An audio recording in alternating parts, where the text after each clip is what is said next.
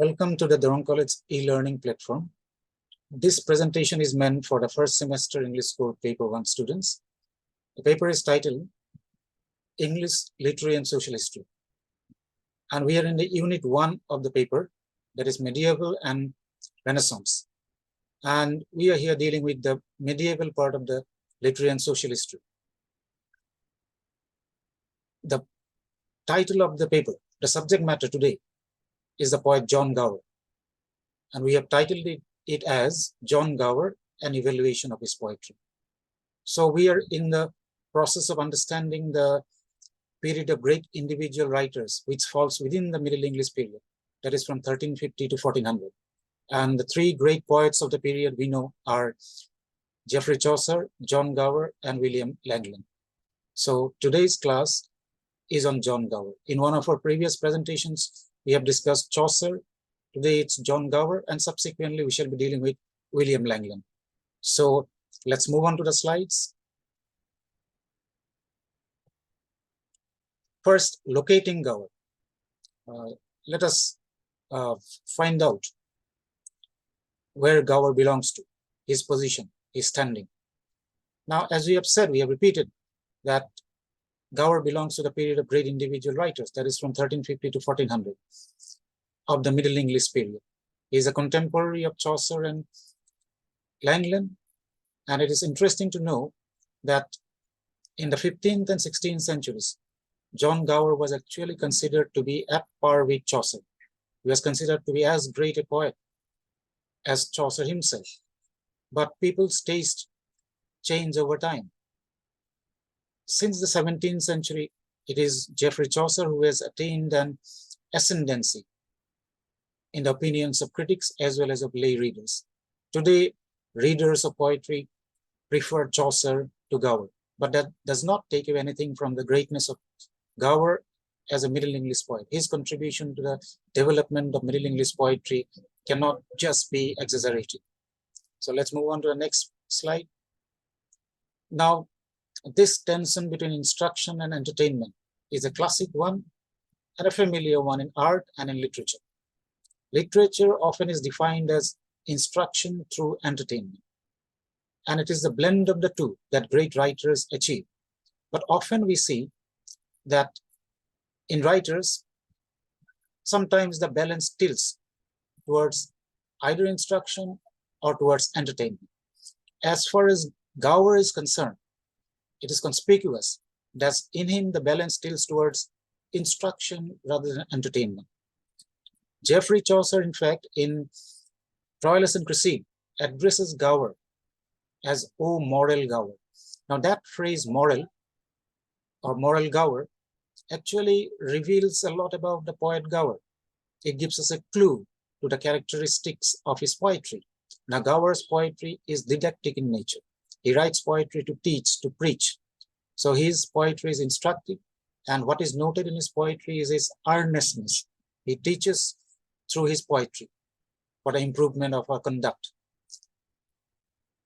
Now, today, of course, the preference is for Chaucer's humanity and humor to Gower's unrelieved, undiluted earnestness. So that's what Gower is as a poet. Now, his principal works. John Gower is known for his three great works: Speculum Meditantis, or Mirror of Meditation; Vox Clementis, or the voice of one crying out; then Confessio Amantis, the lover's confession. Now these titles are all in Latin, but the poems themselves are in French, Latin, and English respectively. Now in our subsequent slides, we shall be dealing with each one of these poems one by one separately. So let's move on to, first of all, Speculum Meditantis. So Speculum Meditantis is a comparatively long poem in French verse containing 30,000 lines. It is composed of 12-line stanzas. It is a detailed treatment of the 7 deadly sins and their daughters and the corresponding virtues. So this theme is in accordance with the earnestness, the religious side of Gower's poetry. Through his poem, he shows the effects of the conflict between the two groups in all classes of society, from Pope and cardinals to the craftsmen and laborers. Speculum Meditantis is a very carefully planned work. The organization is significant. Next comes Vox Clementis, a Latin poem of 10,000 lines. It is composed of elegiac couplets, and here we see the use of dream vision. Now, dream vision is also a popular form or genre of the Middle English period. Later on, we shall do William Langland. There we shall be dealing with his famous poem, Piers the Plowman. And Piers the Plowman also is a dream vision. Now, this Vox Clementis is written shortly after the Peasants' Revolt of 1381, and the first third of the poem gives a vivid account of the revolt. However, it has been observed that this part, dealing with the Peasants' Revolt, may have been a later addition, but a major theme of the poem is representation of the evils of society in clergy, in the aristocracy, in the peasantry, encompassing the whole society. What is noteworthy in this poem is that we see Gower borrowing extensively from previous Latin work, but he handles his Latin very fluently and forcefully. On the whole, a decent poem by Gower. Finally, we come to Confessio Amantis. This poem comes towards the later part of his poetic career. Here, Gower seems to have reconciled with the idea of blending instruction with entertainment. This is the poem where we see Gower trying to entertain, in addition to being instructive as always. This didactic element is not abundant, but he mixes entertaining features too. This too is a comparatively long poem with 33,000 lines in octosyllabic couplets. This octosyllabic couplets is also a popular measure of the Middle English poetry. This time he talks of love, and it's a frame tale. Now, frame tale is also, like the dream vision, is a popular form in the Middle English poetic scene.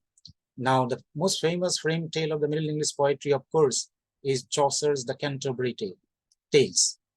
The frame tale is a tale where we have a frame story, an outer story, which contains other stories within it.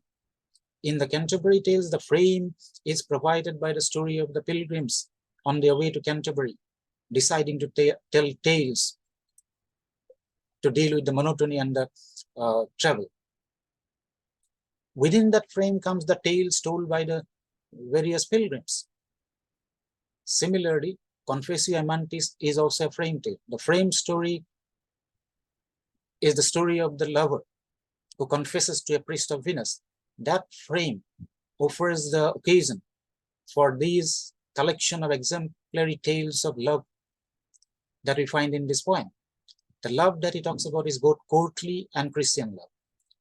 Here we see Gower adapting from classical and medieval sources. These tales are told with tenderness and a restrained narrative art. So the narrative technique and skill of Gower is noteworthy.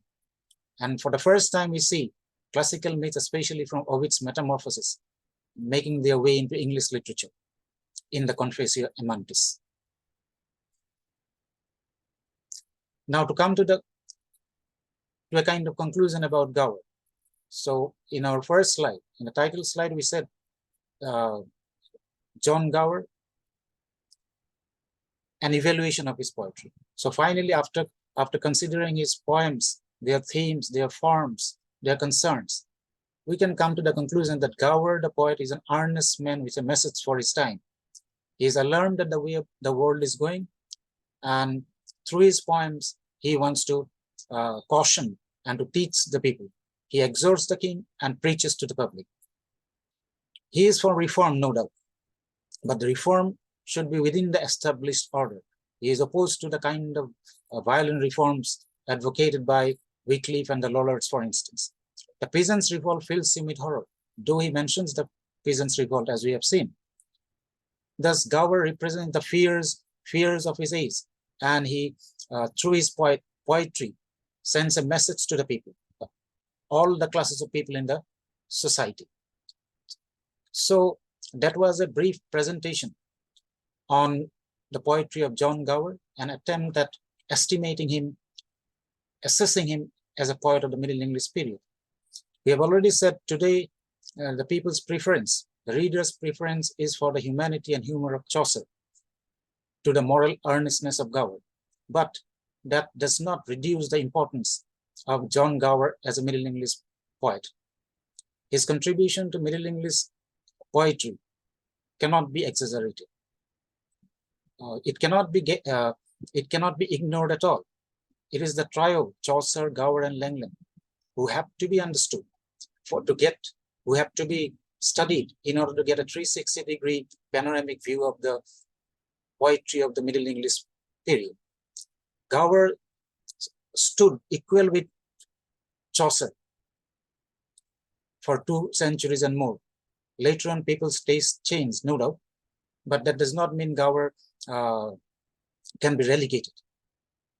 He is one of the 3 greats of the Middle English period, and we have seen the various ways in which he represents the Middle English poetry in forms and in concerns.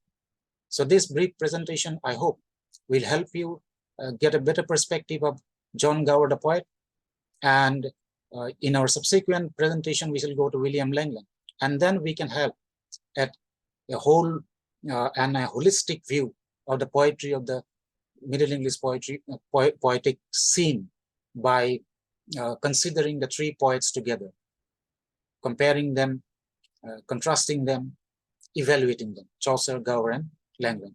Thank you.